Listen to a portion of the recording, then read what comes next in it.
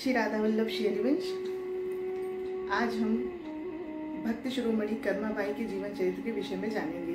कर्माबाई वे हैं जिनके नाम से प्रथम भोग आज भी जगन्नाथपुरी में लगता है। ऐसे दिव्य चरित्र के बारे में आज हम जानेंगे।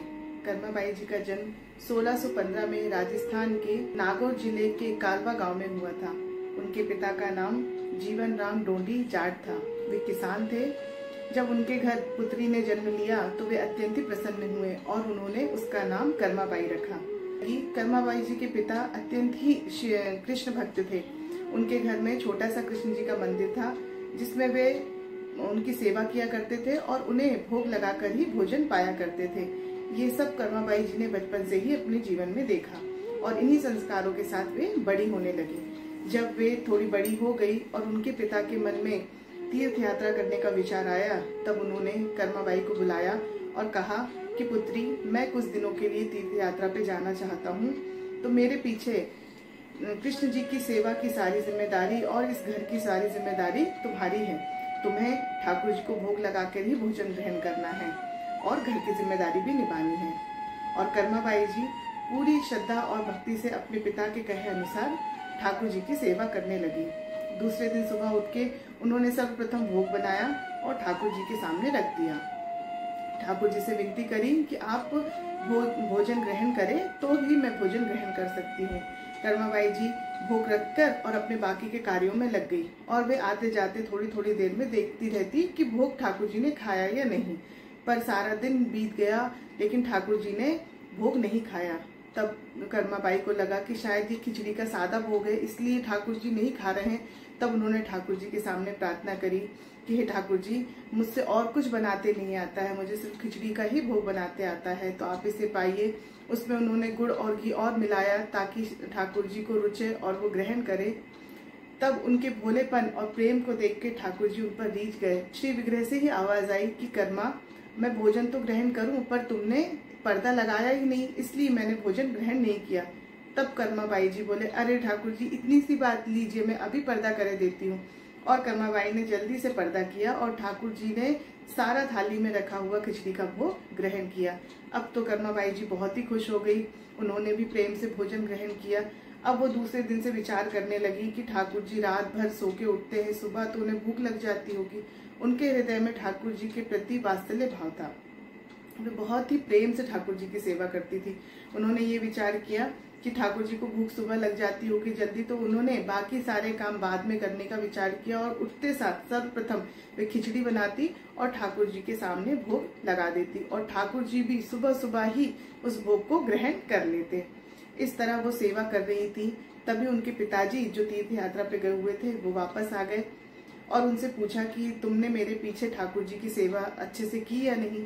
तब कर्माबाई जी ने बड़े ही प्रसन्न होकर कहा कि पिताजी, आपके जाने के बाद एक दिन तो ठाकुर जी ने बहुत नखरे बताए प्रसाद ग्रहण करने में, पर अब नित्य सुबह जल्दी से वो प्रसाद ग्रहण कर लेते हैं। ये सुनकर उनके पिताजी को बड़ा ही आनंद हुआ और उन्होंने अपनी पुत्री से कहा कि पुत्री, तुम बड़ी ही भाग्यशाली हो।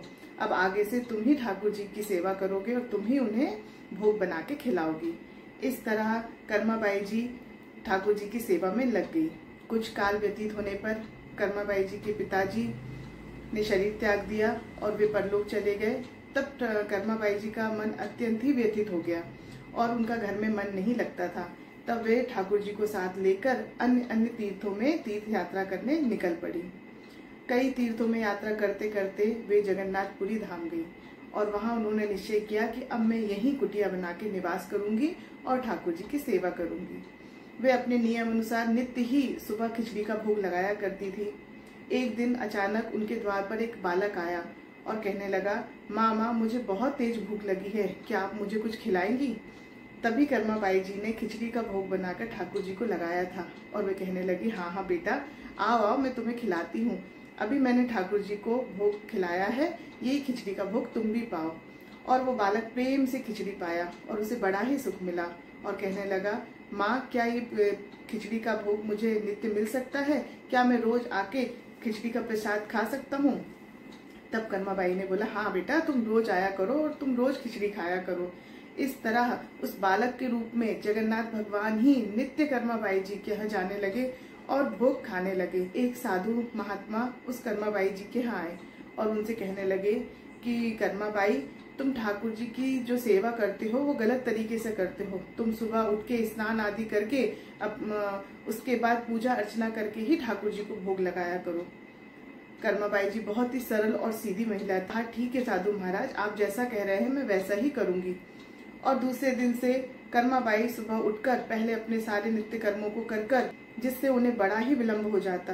वहाँ उस बालक रूप में जो जगन्नाथ जी भगवान उनके यहाँ आते थे, वे आके बैठ जाते और प्रतीक्षा करते कि माँ जल्दी लाओ खिचड़ी, मुझे भूख लगी है, मुझे देर हो रही है। पर उन्हें खिचड़ी खाने में देर हो ही जाती थी। और एक दिन जल्दी के कारण उन्होंने खिचड़ी खाई और बिना हाथ मुंह धोए ही मंदिर की ओर चले गए। और जब पुजारी जी ने जगन्नाथ भगवान को सुबह सुबह देखा तो उनके हाथ और मुख पर पूरी खिचड़ी लगी हुई थी। तब वे पुजारी महाराजों ने विचार किया कि अभी तो मंदिर में कई समय से खिचड़ी का भोग लगा ही नहीं है, तो फिर ठाकुर जी ने ये खिचड़ी का भोग कैसे पाया। उनके मन में ये प्रश्न उठ ही रहा था। तो उसी समय रात्रि में जगन्नाथ भगवान ने पुजारी जी को स्वप्न में कहा कि मेरी इसी नगरी में कर्माबाई नाम की एक अत्यंत ही पवित्र साध्वी रहती हैं। वे मुझे रोज सुबह सुबह खिचड़ी का भोग लगाती है और मैं उस भोग को खाने जाता हूँ। पर किसी साधु महात्मा ने उनसे जाकर कह दिया है कि वे नित्य पूजा कर्म करने के बाद खिचड़ी बनाकर भोग लगाए, जिससे मुझे नित्य ही देर हो जाती है। कर्माबाई जी से कहिए कि वह जिस तरह से भोग लगाती थी उसी तरह से लगाए। स्वप्न में पुजारी जी ने ये देखा तो वे बड़ा ही अचंभित हो गए और उन्होंने सुबह उस महात्मा जी की खोज कराई जिन्होंने कर्माबाई जी को यह आदेश दिया था, और उनसे कहा कि आप जाइए और कर्माबाई जी से कहिए कि वे जैसे अभी तक नित्य ठाकुर जी की पूजा अर्चना करती थी वैसे ही करें। वे महात्मा गए और कर्माबाई जी से कहा कि आप धन्य है आपकी भक्ति, आप जैसी सेवा करते हैं वैसे ही सेवा ठाकुर जी की करिए, आपसे ठाकुर जी बहुत प्रसन्न हैं। इस तरह कर्माबाई जी फिर से अपने नित्य तरीके से खिचड़ी सुबह सुबह जल्दी बनाकर भोग लगाने लगी। कुछ काल व्यतीत हो जाने पर कर्माबाई जी ने अपने देह का त्याग किया और वो भगवान के धाम को चली गई। एक दिन जगन्नाथ भगवान की आंखों से बहुत आंसू बह रहे थे।